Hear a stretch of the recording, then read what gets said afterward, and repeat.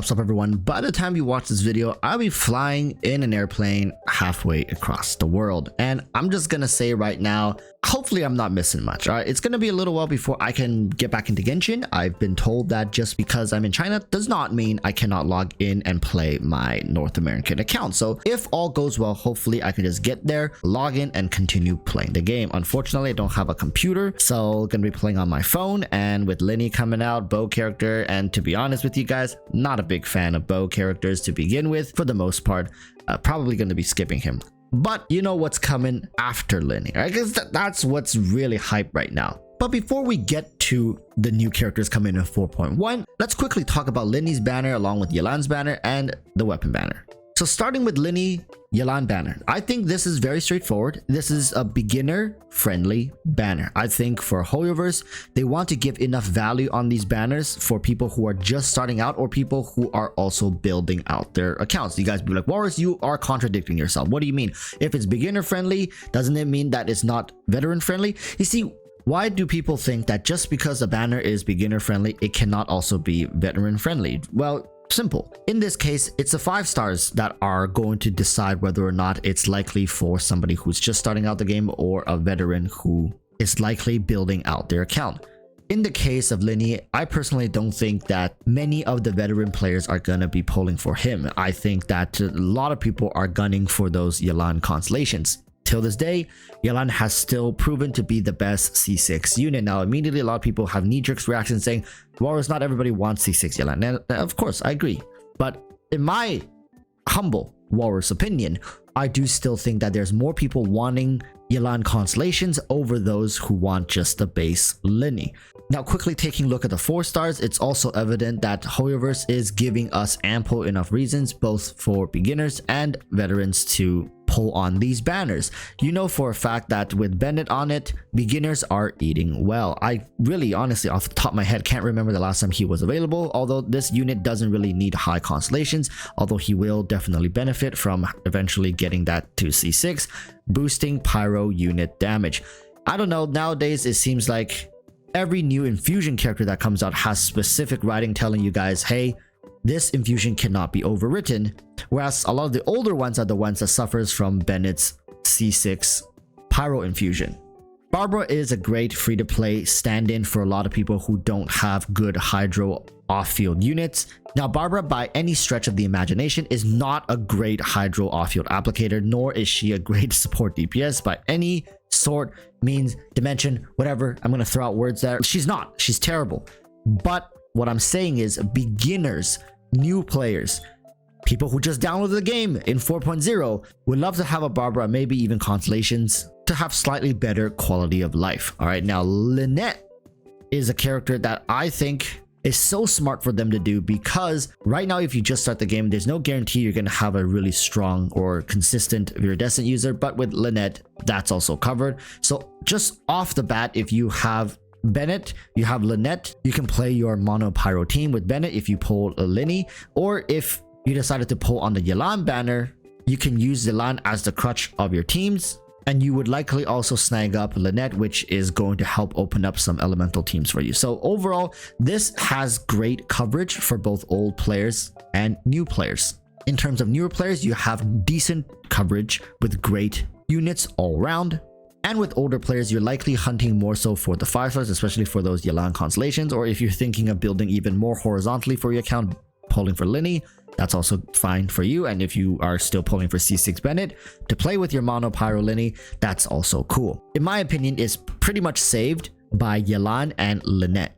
But quickly going over the weapon banners before we talk about the 4.1 characters. I don't know if this is the first time, but 2 limited weapons, both being bows, looks very interesting. There's a lot of people who are still on the sideline waiting to get Yelan's weapon. A lot of people hunted for Yelan C1. So there's people who are thinking, hey, I already have Yelan C1. I don't think I'm getting her to C6 anytime soon. Maybe I should now prioritize her weapon, especially I have her at C1, which is a great move. But be careful, if you don't have Lyney or you don't ever plan to pull Lyney, you end up with this bow, you might feel a little dumb. Again, weapon banners would only work if you want both of the weapons and you don't have either of them. The 4 stars are almost perfect, except for the Favonius Greatsword, but I mean, it's whatever at this point. They always throw one weapon in there that's just off, that literally nobody uses. But hey, you gotta do what you gotta do. This is a pretty decent weapon banner overall. I would say the sacrificial weapons, along with the Favonius Spear, great solid choice. But there are exceptions to everything. Remember what I said, if you have Lyney as well as Yelan, you don't have either of their weapons and you could really use some extra copies of sacrificial weapons. You are planning to skip 4.1 units, you're likely planning to skip 4.2 units. I mean, hey, go hard, all right?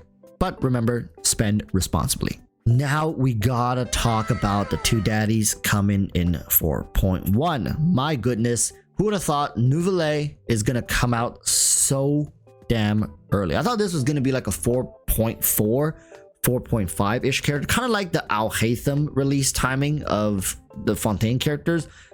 Now, I've spoken about this in a podcast that I was a part of called the Teyvat Summit. I'm really worried for characters that have a lot of screen time that are super popular by default, meaning that Hoyoverse knows you're gonna pull for them even if they don't do anything, right? People have the mindset like, I will pull for this person if he heals the enemies. I don't care what he does. He could suck ass. He could be a stand-up and he could be a Geo. He could be a 3-star character like Dia, and I would still pull for him.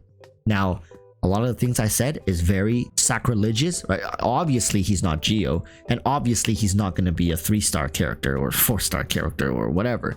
He's a 5-star Hydro character. That is for certain.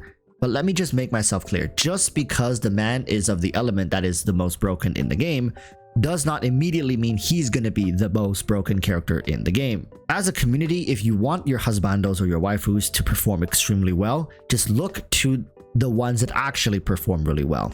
Kazuha, Yelan. Both of these characters, when they first came out, we had pretty much no knowledge of their existence prior to it. There's very little hype and excitement built up for them because we didn't know much about them to begin with. They kind of just dropped on us out of nowhere. It was the same for Hu Tao. Ganyu was mostly the same. Ayaka is the only exception to this rule since we've known her for a really long time, and when she released, she was still insanely broken. Archons are always sitting a tier above. So what I'm basically saying is the more hype behind a character usually means that they're not going to perform as well. Eula was teased a patch before she was out. People got super excited for her, went crazy for her, and she kind of, you know, we don't want to talk about that. The same thing happened for Yae Miko when she came out, right? Yae Miko was teased multiple patches before. I believe it was on a CN livestream towards the end. They teased her design and her chibi, and people got super hyped, super excited, speculations and copium beliefs saying that she's going to be the next meta character. She came out and we don't need to talk about what happened, and she completely flopped. It wasn't until the introduction of Dendro that she came back into the meta. Similar case with Sino, right? The great Mahamatra, it's supposed to be like this combat monster, but after many years of people waiting for him, eventually came out. Look what happened, right? He's a very mid-tier character. Can't really say that he redefines how we imagine the game. So he's not a super meta character is basically what I'm saying.